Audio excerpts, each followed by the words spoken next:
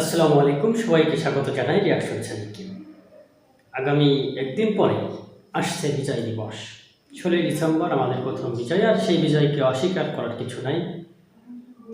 যদিও বইপত্র বা দস্তকে লেখা হয় যে ৩০ লক্ষ শহীদের বিনিময়ে আমাদের এই বাংলাদেশ স্বাধীনতা অর্জন করেছে, কিন্তু সংখ্যাটা ছিল ৩ লক্ষ।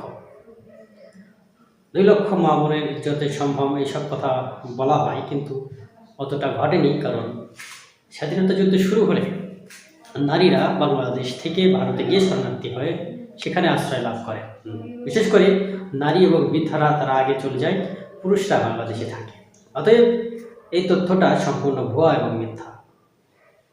তবে স্বাধীনতা এসেছে, সেই স্বাধীনতায় যাদের অবদান ছিল তাদের সেই অবদানকে আমরা স্মরণ করি। এখন নতুন করে যে কথাটি হচ্ছে, আসন্ন ১৬ই ডিসেম্বরকে কেন্দ্র করে তাণ্ডব চালাতে যাচ্ছে আওয়ামী লীগ, এমনই সংবাদ প্রচার করছে বিভিন্ন সংবাদ মিডিয়া। সে সকল সংবাদ মিডিয়ার প্রচারিত সংবাদের কিছু চমক অংশ আপনাদেরকে শোনাব। তো চলুন শুরু করি।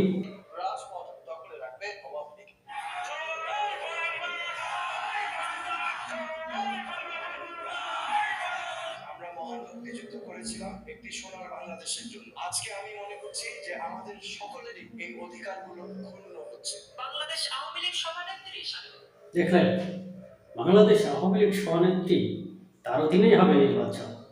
পুরনো সংবাদগুলো ভুয়া আকারে, অর্থাৎ আবার নতুন করে গুজব আকারে প্রচার করা হচ্ছে। বিভিন্ন ইউটিউব চ্যানেল এগুলো করছে, এগুলো থেকে সতর্ক থাকবেন। এমন ভয়ভীতি পাওয়ার কোনো কারণ নেই যে অন্তর্বর্তীকালীন সরকার দুর্বল হয়ে পড়েছে।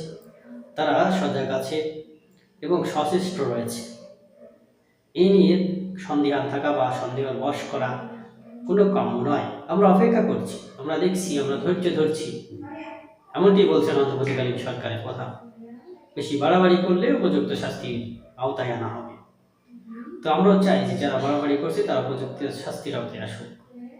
এই ছিল এখনকার মতো বিশ্লেষণ। ধন্যবাদ সবাই।